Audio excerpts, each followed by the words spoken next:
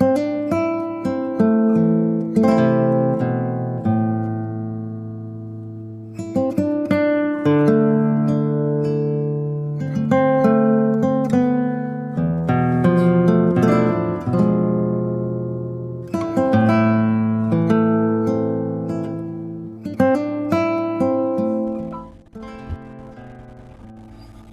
very, very good morning to every one of you out there again in the name of Jesus Christ. This is the Voice of Faith Radio Church, and the first service begins now and going to end at 12 noon. We call it and we segment it and call it services so that it will be very clear to everyone that it's actually a church that we run on the radio for the children of God across the globe, and within the reach that God permits us and the resources available to us. However, this morning we are looking every day, of course, at the Word of God in the morning. This morning we'll be looking at the Word of God again, and we will be exhorting one another and challenging one another's faith and keeping one another strong in the Lord. This is because the Bible says, encourage one another as you see the day approaching. Last week I was able to lay my hands on a particular country music of a particular man that was a governor in one of the states in the United States, and he sang about heaven, and that actually jolted me and reminded me that I should go again to the book of Thessalonians chapter 4, the first Thessalonians, and I remember that he said, as we go closer to the end of time, we need to be reminding ourselves of the fact that this place is not our final abode. No matter how long we live here on earth, we will still have to go one day, either through death or through rapture. Now, those are the two ways that men will leave the earth. And if you are a believer, you're either going to live through death or rapture. Those are the two ways men leave the earth. The only one way men come to the earth is through birth. And every man that is born or that is on the face of the earth today came through a woman somewhere, anywhere in the world. No matter the class, no matter the place, even if it was in a hut, you are born. At least in a hut somewhere, you are born. By a rich woman, you are born. By a poor woman, you were born. So one day you were born. And there's a time to be born, and a time also to live, and a time to die. Some even were born, and on that same day, at that moment, they did not stay. They passed on. They went back. Now, there were some that did not even come out at all. They died right inside the womb. And some came out. They lived, they became, they achieved, and all of that. And at the end, they still died. Now, some lived the earth and they did not achieve anything. They did not even enjoy their lives for once. Sickness, poverty, lack and want, depression, troubles, actually, they made a mess out of many people's lives. So, whatever it is, the important thing is that death is real and is certain for all men. It is the way of all men, the Bible says. All men will pass through it. And again, it's also an appointment that every man must keep. But again, the Bible makes it clear to us that some people may not see death. Some people may not see physical death, but they will experience the transformation of their bodies through rapture. There's what is called rapture. So this morning, in case you are living your life as though nothing is going to stop you, life is going to be on and on and on. No, if you don't die, one day Jesus will come to meet you here. And if you are a sinner, you are not born again, and Jesus comes here and you are still alive, well, it's a disaster, because by the time he takes his people home and you have not given your life to Christ, you will have to make that very strong choice. Okay? May the Lord help us in Jesus' name. And if you are a believer and you have not actually put your ways right, well, at that point too, you have some scores to settle with the Antichrist. Please be careful, because there are so many doctrines flying around today. All I want to remind you this morning is that remember that there is life after now. And so whatever you are running after that is taking your attention off of God right now, be very careful with it. You will leave them here. Let us pray this morning. Heavenly Father, in the name of Jesus, I ask that you take all the glory and all the praise. We bring it to you, because that is the fruit of our lips. We pray that we will, God, be reminded and be mindful of who we are and where we are going on the last day when we finish our journeys on earth. Help us in Jesus' mighty name. Father God, I pray this morning that you will not only just speak through me, but you will speak to me, and that your word will make, oh God, that impact. I just need only one person today, oh God, to hear your word and be affected. I need just one person today, all over the world. Just one person, oh God, that can hear me this morning at this moment, to, oh God, make his or her mind up to do that which is right in your presence and before men, in the name of Jesus. Thank you for hearing us. In Jesus' name we pray. Amen. All right. There was a word I woke up with this morning, and that is the word change. Change. It's a general word.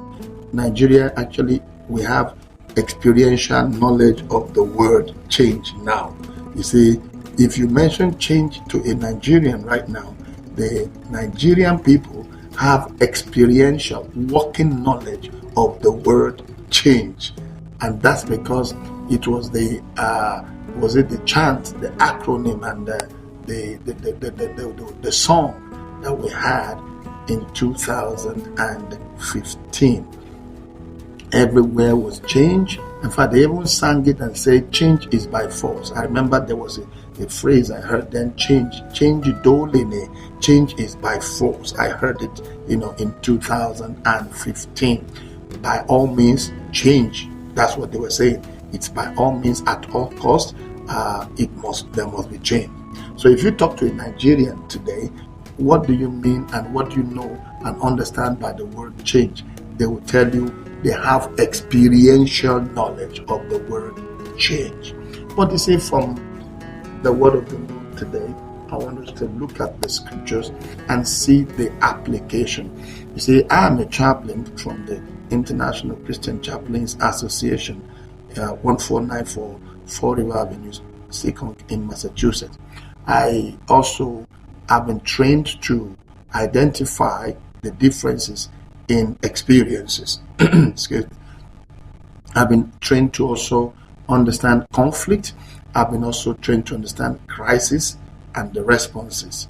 And I've also been trained to know depression and the nature of depression. Now, all of these that I received training in or on, they have actually helped my mind.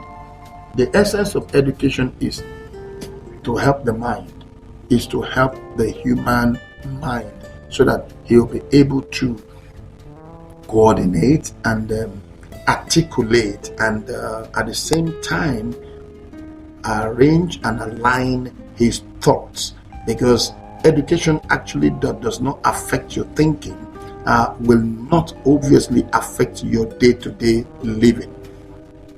Education that does not affect your thinking, your thought processes, will not affect your day-to-day life. It's just like a passing through a place without the place passing through you. Like I remember Professor Akonde, when I was in the University of Lagos, then he said they call him pedagogy. He used to say that some people went through the four walls of the university, but the university never went through them. Therefore, they were not educated. I was in the class that day with the likes of Bishop Imachukuma of the Anglican Church. We were together in the class then. He used to be very outspoken. And no surprise today that he is actually still very, very active in the ministry, and even it speaks out against ills of the society. And we pray God will keep him. Now, I tell you this. Sometimes you may think you went to school. You might just have gone to school, but you are not educated. Therefore, there will be no change. There will be no positive change. I know why. Because your thinking processes were not affected. Your faculties were not affected. Do you understand that? Now, they said, it affects your psychomotor, your affective, aspect of your life. But you see, most of the time, when we come to the things of God, we think it to be a different thing, and that it will be a sort of a magical change that will take place in us because we are inside of a church. If you bring an imbecile who does not have the brains to use, or who has been deficient in certain areas of his life, in the brain, certain chemical components are not working well, and you bring him into the church, the physical building of the church does not change him. The playing of the musical instruments and all of that alone does not change him. There has to be conscious effort of putting words into him to make sure that he, certain things begin to take place in his mind.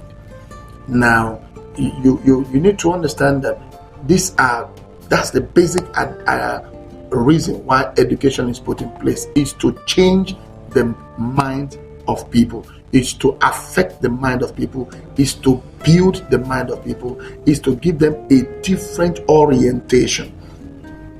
Look at the different parts of the country today. There are some that they said they are educationally advantaged, and there are some they said they are educationally disadvantaged. Now, it affects their way of life. It affects their way of thinking. Your way of thinking affects your way of life. It determines your way of life. It completely determines your way of life. And as a child of God, now, if you look at the Bible is a set of, rules of God, the word of God, that is meant to, as it were, affect our lives, to affect our way of living, our day-to-day life. Now, so you don't just go to church because you want to become a Christian. No, not just that. Do you understand? It's not just that, because we see people that all they do is they go to church and they just come out for the sake of I went to church. It's a religious activity. It's not something that actually affected their lives, and that's why they have the syllabus, the curriculum, and the scheme of work, the lesson note, the lesson plan.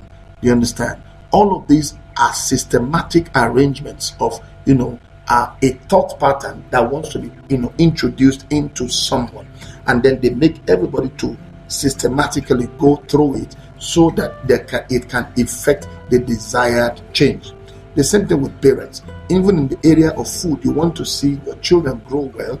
There is a way you arrange the food pattern, the food in the home, the classes of food you give to them. So also a pastor does that in the church. You have the Sunday school. It's not just religious place. It's a Sunday school meant to, as it were, acquaint the child of God with the books of the Bible, the stories of the Bible, the experiences and the encounters in the Bible. And that's why a pastor would not be in a hurry, as it were, to make the people become what he wants them to become overnight. It's a process that they have to go through. It's like a woman, no matter how you are so much in a hurry, you can't be pregnant. You cannot have sexual intercourse with your husband today and get pregnant today and give birth tomorrow. That cannot happen by the law of reproduction. No matter how much you want to have a child, you have to get pregnant. Okay? Except you want to go do IVF or you want to adopt the child. But if you want to have a child the natural way, you got to have intercourse with the man now, and then wait for the pregnancy, the gestation period, and then give birth. Do you understand? Now, this is why all of these illustrations are given. There are some people that, you look at the word of God that they know, that they hear. Look at the Romans chapter 10. I started talking about faith yesterday night. And if you missed it, it's already on my Facebook page and the YouTube page also. You find that the title is The Faith That Faileth Not. Faith that faileth not. Now, you will see the picture there is that of the College of Health students, our students that passed out. They were in class, and when they were also, you just see it there. Now look at this. Romans 10 verse 9. It's Romans 10 verse 17, please. It says, so then faith cometh by hearing, and hearing by the word. So then faith cometh by hearing, and hearing by the word. Now, how does faith come? It comes only by hearing. What is the reason for making you to hear? Now, in the educational sector, we have what we call the audio-visual learning aids, or audio-visual aids. What are they for? Why do they use audio and visual aids for learning? Why do they use audio and visual aids for learning? To assist the mind, to help the mind to be able to learn, to be able to grasp what the teacher is saying.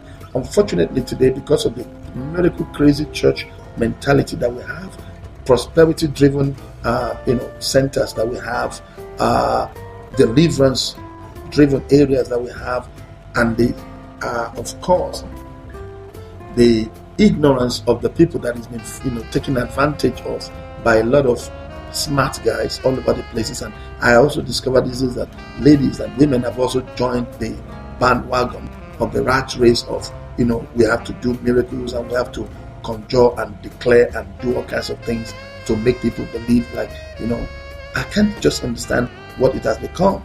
Now, the idea behind it is, I ask the question, are people no longer thinking? Because if a man thinks, he will actually reason. He will reason. That's the mean. Are you thinking? Another word is, are you reasoning? Someone is presenting something to you, and you are just taking it. You are taking it hook, sink, and liner because you are not what. The reason you do that is because you are not thinking. You don't have a mind of your own. You are not cross-examining. You are not, weighing it. And the Bible talks about that. Do you understand? In Acts 17, I think from verse 11, it said, those in Thessalonica, the Berean Christians were more noble than them, because they were daily searching the scriptures to see whether the things that Paul told them were true. Now, the 1 John chapter 4 says, take every truth and weigh it first of all. Make sure you weigh it. That's the broken down word. Weigh it. Confirm the one that is true. Okay? And hold on to that which is true. Test all spirits. You understand? Now, somebody is telling you the word of God. You have the Spirit of God on the inside of you as a believer, and you're talking about change that will last. The word of God actually is meant to change you. That's why when they use the audio visual, they tell you, look at this apple. In those days when you're using A for apple, another time they say A for armadillo. Now they teach them vowels, they teach them how to pronounce words and all of that. Now, those of us that learn A for apple, B for ball, buffalo, were different from their set. Armadillo were different from their set. The phonetics, the way they speak English is different from our own. A for apple.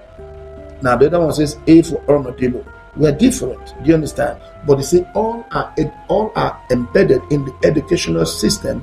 Now, and if you look at the children brought up at that time and the children being brought up today, the way they speak, the way they look at things, verbal reasoning, quantitative reasoning, all those things now that they do now are different from what our own set did.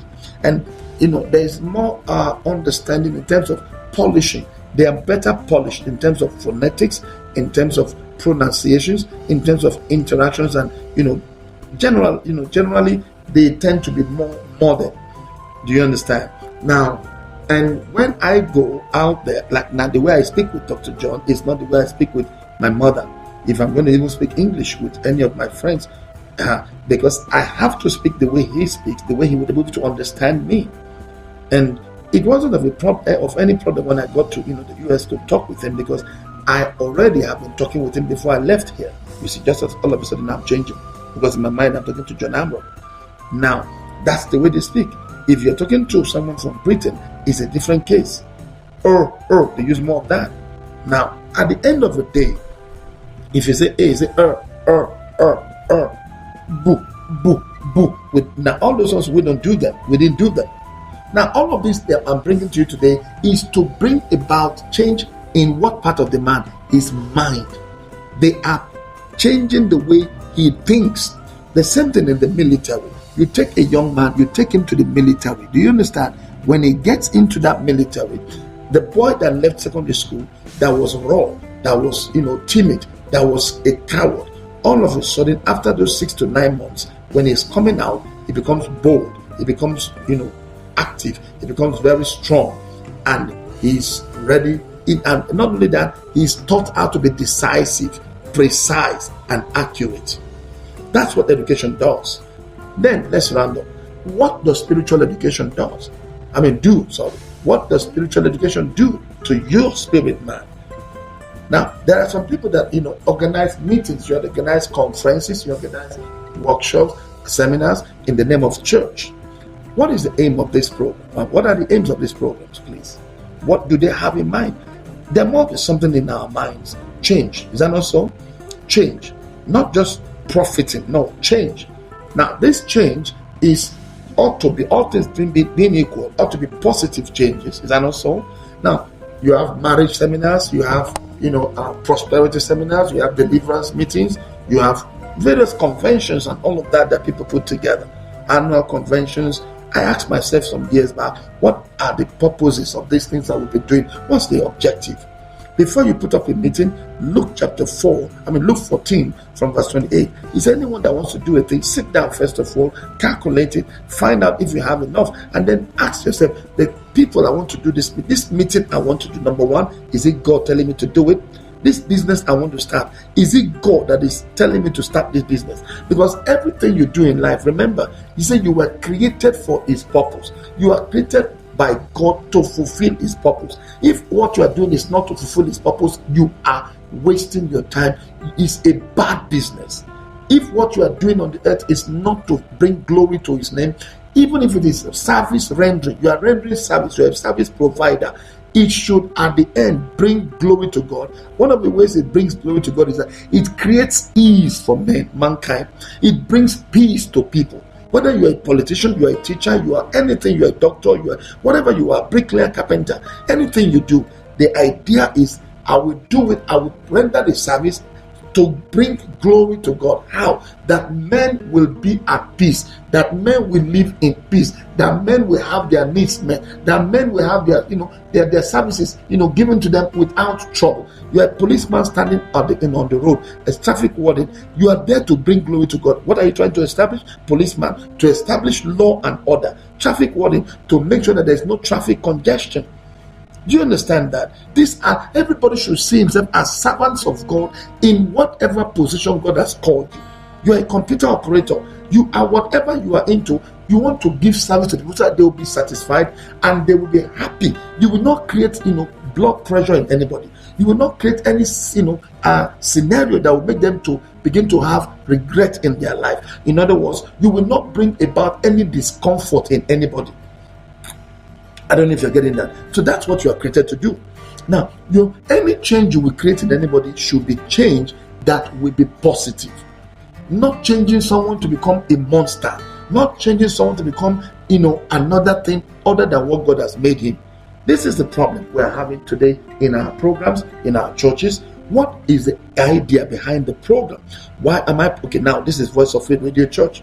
I kept telling you since last week that it is a church and we have segmented it into what? Services. First service 6:30 to what? 12. Another service 12 to what? 3:30. Another service at 6 o'clock till 10 p.m. There are some days that I feel like going beyond that 10 o'clock. Like yesterday I felt like doing that, but I just needed to sleep because I told myself I need a minimum of 6 to 7. If I can get 7 hours to 8, I don't mind. But 6 to 7 hours, at least minimum. I should be able to get that. So, because I want to continue. I don't want to die on the way. I don't want my candles to burn at both ends. So I'm not running the radio station because, I want to get all the money in the world. So I'm competing with established secular radio stations. We have been on Silverbird Rhythm 93.7 FM Jos. And I'm already a part and parcel of that family. I see the way they run the radio station there. I can't compete with them. It doesn't make any sense. One, they are out there for profit. They are out there, to do the work as secular radio organizations. They are into news. They are into politics. They allow things to happen. They do things, that I can't jump into that now. We're just a month plus old. Do you understand? So, but I know that the objective of this radio station is basically is for spiritual growth. It's not for any other thing. So, if anybody is suggesting to me, telling me you've not done this, you don't do that, I always tell them, start one. I will show you how to, establish a cloud radio or simple radio, anywhere you want to be on. I will tell you, direct you to who will help you. You establish your own. Those programs you are telling me to run it, and I will listen to you. Because you can't derail me. This is what I'm called to do. I find out that many of us don't have purpose in our mind. We don't have an objective. So because you have nothing on your mind before you set out, people will tell you what to do when they see you start it. What they have not started, what they are not doing, what they cannot do, they will tell you to do it. And because you don't have a purpose, you want to please everybody, you want to be told by people that you are good, you want to be told that your programs are wonderful and all of that. I said this morning to God, I want just one person to listen to me. Just one person. All over the world, I want one person. And I meant it. I'm not crazy about who is there, who is not there. I just want one person. And maybe it is you that God wants to listen to this today, that you shouldn't kill yourself. You see, many of us have changed from what God wants us to be to what people want us to be. That's why I tell anybody, if you're stressing me with, you've not done this, you've not done that on your radio, I say, start one and then do it, and I'll be listening to it. Maybe God is giving you that idea. It doesn't mean I don't take advice. No. But you see, when you say it, if I wait, it doesn't go with what God has told me, I'm sorry. I will not fight you, but you will not, I will not stress myself to do it, because it will fight. This small one I'm even doing is overstretching, demanding, placing demand on me. Do you know what it means to sit down, put programs together, build content? The excitement of having a radio is already over. Now this is the real thing happening. Do you understand? Go and ask journalists what it takes to ask their program directors. They will tell you. Amen. So now, child of God, what is the change that the church program is supposed to put in? When you organize ministers' conference, what is the idea behind it? When you organize women's conference, what is behind it? When you organize men's meeting, what is behind it? What do you want to achieve? What change do you want to see? When you organize youth camp, what do you want to see? When you organize children's camp or meeting, what do you have in mind? Let's begin to be objective about what we do, and subjective also. Not just doing programs for doing sake. Years ago in this city and in Nigeria generally, it was more of, you want to grow your church, you want people to come to your church, just do program. Everybody program. You see flyers, you see handbills, you see posters everywhere. Where are they today? Where are they today? These are the follies of ministry. This is why many of us actually fizzled out. We died off on the road like smoke. We couldn't continue because we didn't have a mind of our own. We were not given the mandate of what to do from the beginning. So we kept copying, and if you copy this one, when that one is no longer working, you jump to the next one. When that one is no longer working, you jump to the next one. Pastor, that's why you are not having any base. That's why they can't trace you and nail you to something. They don't know you for something because you've copied TD Jakes, you've copied different ministers. Rod Parsley, you've copied all of them, all the happening shouty, energetic pastors. You've copied them. Now where are you in all of this? When all of those people's messages are no longer found on the table where you are, where is your own message? Where is your message? Where Kenneth Hagin message is taken away from you? Where Fred Price message is taken away from you? Where Kenneth Copeland message is taken away from you? Where TD Jakes is not there? Where is your own message in these messages? If they sift you now, where's your own message? Where is your own identity? The change that you are a combination of so many people without an identity. And that's why you have a problem. You are a combination of so many ministers, but you have no identity. And that's why the moment they are not there any longer, you fizzle out. Child of God, that's why when you go for conferences, you see them, people come back, they tell them, when you get home today, okay, go and buy a gift, go and give it to your wife, or go give it to your husband. Just kneel down, or tell him or tell her. The same thing with young men in singles meeting. When you want to propose, kneel down before her and tell her, will you marry me? Rubbish. How many of those things work? The woman, they tell her, when you get back home today, go and buy a gift, tell the man that you love him. They only told her what to go and do. So when you see some people get back home and they do certain things, it's what they told them, not what they have determined in their heart to do. And that's why it doesn't last. 2-3 weeks after the meeting, in fact, some people it doesn't even get to 2 weeks. They go back to who they were. The man goes back to who he was. The woman goes back to who he was. Do you understand? Why? Because it was not something that came from their heart. The change that will last is the change. A decision that will last is the one that comes from you, from within you. When you've sat down, you consider it, you look at the situations, you weigh the options. You know you are ready to what? To pay the price. There is no change that lasts without sacrifice. Did you hear me? That's why the decision you made is not lasting. After 2 weeks again, I begin quarrel. 2 weeks is too long. 1 week, when I start fight, you start quarreling again. Because that decision was not from your heart. And how do I know? It's not backed up. Any decision that will last must be followed up by what? It must be sandwiched and buttressed by what? Sacrifice. The mindset of I have to sacrifice for any change to what? To last. That's why Nigeria, we're all going through it. That's why we're going through it. Do you understand? So let's not go around meetings and conferences and you're just wasting time. Look at people that go for financial empowerment meetings. All of them that have gone, how many of them are billionaires today? They went there. Some people, imagine you are looking for money, they are collecting money from you. You are looking for money, they want to help you, they say they want to empower you, but they are asking you to go and bring money. Think about, there was a time somebody wanted to join one of the paramilitary forces. He said somebody told him to bring 150,000. I said, do you have to pay for that? You apply and then you go in for the training. If you are taking, you go in. But nowadays, people will go there, they will say, somebody say, bring 300,000, bring 150,000 for me to help you to become a paramilitary. Excuse me. Somebody says they want to empower you financially and they're asking you to bring some money first of all. You remember the time they came and cleared 2,000, 3,000 here in our own city. Pastors were involved, cleared 3,000 from people just to help them. They said they will help them to become rich. Till today, 3-4 years down the line. And people don't learn. MMM came, did the same thing to them. Different things happening all over the places. Do you understand? How can you now? Now, we have not changed. You know why? Because we have not made up our mind that the hand that giveth does not lack, and that God blesses the works of our hands. Your brain must be put to work. Tell yourself, I'm ready to sacrifice for this change I'm expecting. Then a decision will be firm, and that decision will stand.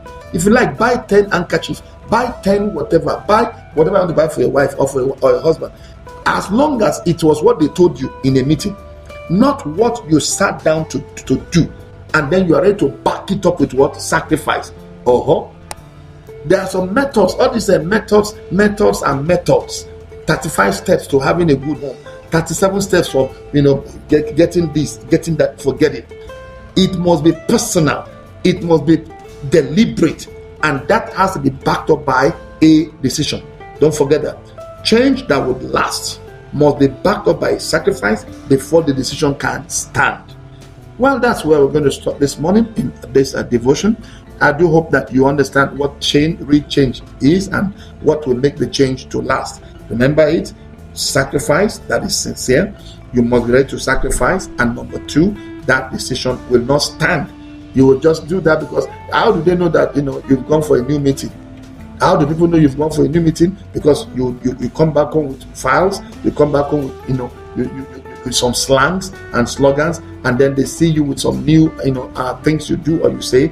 After a week or 2, you go back to your normal self because it's not from your heart. So that's why pastors, when you do your meetings, don't just do it because you want to collect the offerings and you want to see the crowd fill the place. No, emphasize it and tell them as they go, okay, that this is the objective of this meeting, and at the end of the meeting, re-emphasize the objective again and tell them there should be a follow-up pattern, a plan. Let them write it down and let them have accountability partners that they can talk together and see whether the changes are working in them. Well, I commit you to God, and I commit you to the word of His grace, which is able to keep you and give you inheritance among those that dwell in the light. As you go out today, Tuesday, today is actually the 13th day of the month of April. Do the best you can. Ask yourself, am I actually ready to sacrifice?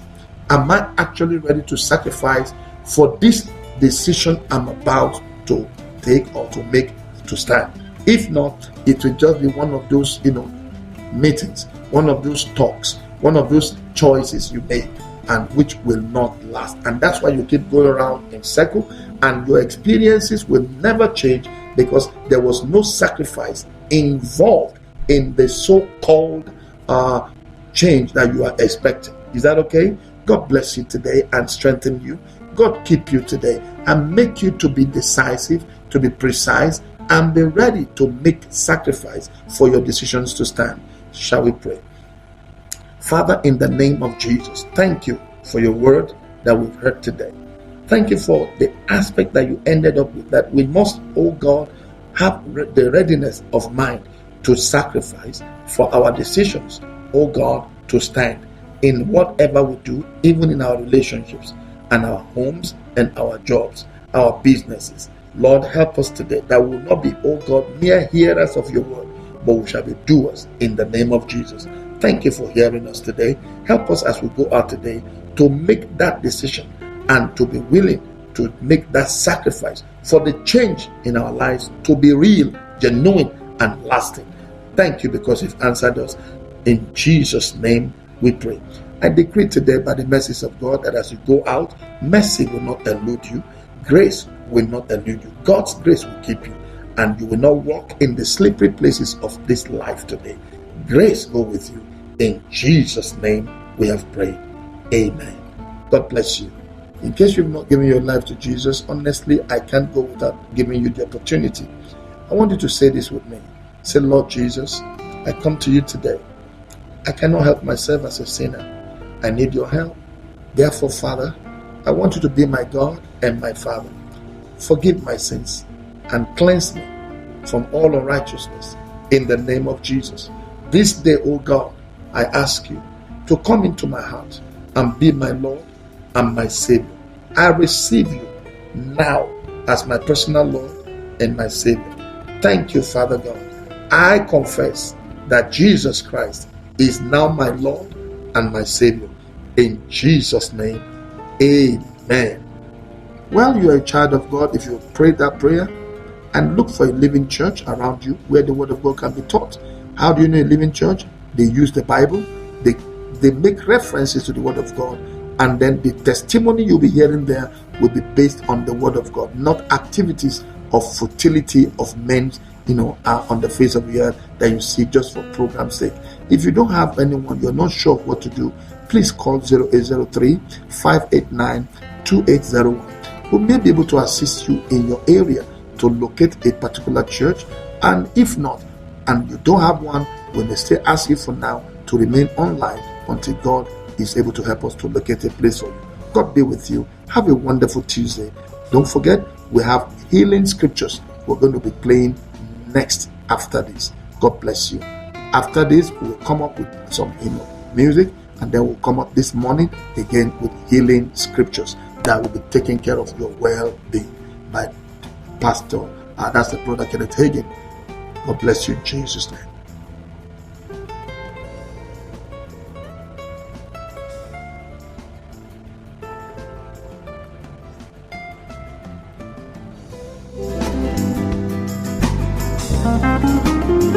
You can reach us on 0803 589 2801 or www.collegeofchapels.com. Voice of Faith Radio Church, feeding your spirit. Voice of Faith.